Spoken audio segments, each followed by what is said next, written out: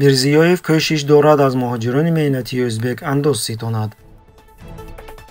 Тоҷикистон: оё дар интиқоли нерӯи барқ маҳдудият ҷорӣ мешавад? Москва нуфузи низомию сиёсии худро дар Туркманистон афзоиш медиҳад. Tarmoqlar orqali o'sha soliq to'laydi sarlavhasi nomida аз 1 январи соли 2021 шаҳрвандони Ӯзбекистон ки дар муҳоҷирати меҳнатӣ қарор доранд, бояд тибқи фармони президент Шавкат Мирзиёев дар бораи ҷорӣ намудани системаи муҳоҷирати меҳнатии бехатар, муташаккилона ва қонунӣ, ки моҳи сентябри соли равон ба имзо расидааст, ба буҷаи Ӯзбекистон андоз супоранд. хабар медиҳад Озодлик. аз 1 январи соли 2021 шуғли муташаккилона дар хориҷа ба намудҳои фаъолияте ки шахсони мустақил метавонанд машғул шаванд, баробар карда мешавад ва тартиби пардохти андозҳо ва ҳисоб кардани нафақа барои чунин ашхос татбиқ карда мешавад, гуфта мешавад дар фармони президент. тибқи маълумоти Бонки Марказии Ӯзбекистон, аз моҳи январ то октябри соли 2020 ҳаҷми интиқоли пул аз хориҷи кишвар $4.3 миллиард ташкил додааст. маълумоти пешниҳод кардаи Бонки Марказии Русия дар 2-3 моҳаи аввали соли 2020 нишон медиҳад, ки дар 3 моҳи аввали соли равон аз Русия ба Ӯзбекистон $436 миллион و 700 ҳазор доллар, дар 3 моҳаи дуюм бошад $536 миллион фиристода шудааст.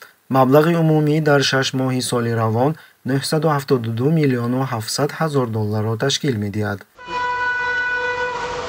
бояд қайд кард, ки сокинони Ӯзбекистон ва тамоми дигар кишварҳои Осиёи марказӣ тӯли 13 сола аст, ки маҷбуранд барои ризқу рӯзӣ ёфтан ба хориҷа, асосан ба Русия бираванд ва дар он ҷо ба таҳқиру маҳдудиятҳои гуногуни сокинон ва мансабдарони маҳаллӣ дучор бишаванд.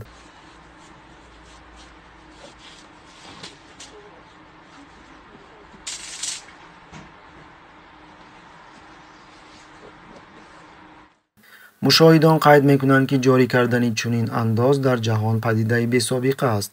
то ин дам ҳеҷ гоҳ ба ақли касе намеомад, ки андозбандии дукарата аз даромади муҳоҷирони меҳнатиро ҷорӣ кунад, то онҳо андозҳоро ҳам дар кишвари муҳоҷирати меҳнатӣ ва ҳам дар ватани худ ҳамзамон пардохт кунанд.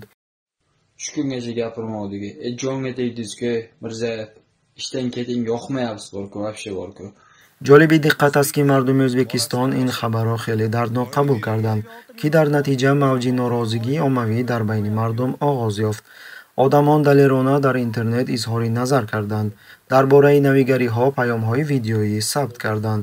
Azizlar, aziz fuqarolar, ijtimoiy tarmoqlar orqali noto'g'ri talqin qilinayotgan axborotlarga ishonmasligingizni Кумитаи давлатии андоз саривақт даст кашида маълумотро дар бораи ҷорӣ кардани андоз овозаҳои бардурӯғ номид, тавре ки дар шӯъба гуфтан аз муҳоҷирон андоз аз даромад талаб карда намешавад, аммо онҳо метавонанд бо хоҳиши худ ба фонди нафақа андози иҷтимоӣ бисупоранд. агар шаҳрванде ки муваққатан дар хориҷа кор мекунад, зарурати ҳисоб кардани нафақа ва собиқаи кориро дар Ӯзбекистон надиҳад, пас ҳеҷ зарурате барои пардохти андози иҷтимоӣ ба фонди нафақа вуҷуд надорад, хабар дод Кумитаи давлатии андоз, аз хашми мардум тарсида. мақомот бо фармони президентӣ, ки моҳи сентябр қабул шудааст ва дар он мустақиман гуфта шудааст, ки аз соли 2021 муҳоҷирони меҳнатии қонунӣ бо коргарони мустақил баробар карда мешаванд ва онҳо бояд андози иҷтимоӣ пардохт намуда ба ҳисобкунии нафақаи Минбаъдаи Ӯзбекистон ҷорӣ карда мешаванд. чӣ кор хоҳанд кард? Норавшан боқӣ мемонад. muddatda bu majburiy tartibga aylanib qolish ehtimoli bormi? yo'q, bitta narsa дар сегменти тоҷикии шабакаҳои иҷтимоӣ паёмҳои сокинони баъзе минтақаҳои кишвар дар бораи қатъ шудани қувваи барқ аз соати 8 субҳ то 17 шом нашр шудааст. роҳбари холдинги энержӣ Нозирҷон Ёдгорӣ ба Спутник Тоҷикистон гуфт, ки норасоии барқ дар баъзе манотиқи кишвар на ба лимит, балки ба сабаби таъмири нерӯгоҳи барқи обии Норак рабт дорад. ҳоло агрегати дуюм аз кор баромадааст. агар онро имрӯз таъмир накунем, зимистони душворро пеш хоҳем овард. мо ба хотири таъмини мардум бо қувваи барқ содироти нерӯи барқро қатъ кардем ва захираи зарурии обро ҷамъоварӣ кардем. дар ин вазъ мо аз мардум хоҳиш мекунем, ки моро бифаҳманд.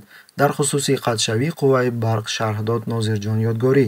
радиои озодӣ бо ишора ба суханони Нозирҷон Ёдгорӣ менависад, ки дар давраи омодагӣ ба мавсими зимистон дар тамоми таҷҳизоти бузурги энергетикӣ, инчунин хатҳои барқ ва зеристгоҳҳо корҳои профилактикӣ ва таъмирӣ гузаронида мешаванд, ки як ҳафтаи дигар идома хоҳанд ёфт. дар ҳоли ҳозир сокинони аксар ноҳияҳо, вилоятҳои Хатлону Суғд ва ноҳияҳои тобеи ҷумҳурӣ бидуни барқ нишастанд. қаблан дар моҳи июл мақомоти Тоҷикистон эълом доштанд, ки кишвар дар интиқоли нерӯи барқ ба аҳолӣ маҳдудият ҷорӣ мекунад. мақомот норасоии обро сабаби ҷорӣ кардани маҳдудиятҳо дар интиқоли барқ дар тобистон номиданд. пас аз он ҳукумат эълом дошт, ки маҷбур аст ин иқдомро анҷом диҳад, то дар фасли тирамоҳу зимистон камбудии барқ ба вуҷуд наояд. тоҷик бебарқ набетонад ку чумо барқ метиҳанд, завод ва кор мекунанд, фарзандо кор мекунанд. ёдрас мекунем, ки дар Тоҷикистон дар тӯли зиёда аз 25 сол аст, ки маҳдудияти интиқоли барқ ба аҳолӣ вуҷуд дорад. сокинони кишвар дар фасли тирамоҳу зимистон ба қадри имкон чунин шароити вазнинро паси сар мекунанд. ҳамзамон режими Тоҷикистон интиқоли барқро дар хориҷа анҷом медод. танҳо дар охири соли 2017 мақомоти Тоҷикистон аз лағви маҳдудияти интиқоли барқ хабар доданд. бивақт акор биёд агар ову авқосиша гӯё як чироқи дида хӯрад дегу амин. Но это не единственное направление сотрудничества. рӯзи 9 ноябр президенти Русия Владимир Путин қонун дар бораи тасвиби созишномаи Русия ва Туркманистон дар бораи ҳамкорӣ дар соҳаи амниятро имзо кард. санади мазкур дар портали расмии иттилоотии ҳуқуқии Федератсияи Русия нашр шудааст. созишнома дар Москва рӯзи 10 апрели соли 2003 ба имзо расида буд. моҳи август ин санад барои баррасӣ ба Думаи давлатӣ пешниҳод карда шуд. рӯзи 21 октябр ин қонун аз ҷониби вакилони Думаи давлатӣ ба тасвиб расид. парлумони Туркманистон бошад ин санадро рӯзи 24 октябр ба тасвиб расонд. дар ҳуҷҷат қайд карда мешавад, ки кишварҳо барои баланд бардоштани субот ва амният дар Осиёи марказӣ ва дар маҷмӯъ дар ҷаҳон ҳамкорӣ хоҳанд кард. дар доираи ин ҳамкорӣ ҷонибҳо ӯҳдадор мешаванд, ки фаъолиятҳои сиёсии худро ҳамоҳанг бисозанд. бояд гуфт, ки Туркманистон ҳамеша аз ҳамкории наздик бо Москва дар канор буд ва аз ин рӯ ин созишнома барои бисёриҳо ногаҳонӣ гардид. коршиносон истисно намекунанд, ки маҳз афзоиши норозигии мардуми Туркманистон режими Бердимуҳаммедовро маҷбур кард, ки барои кафолати амният ба Русия муроҷиат кунад, то дар сурати шӯриши мардумӣ дастгирии низомии Кремлро ба даст орад. Согласен с вашими оценками развития наших отношений.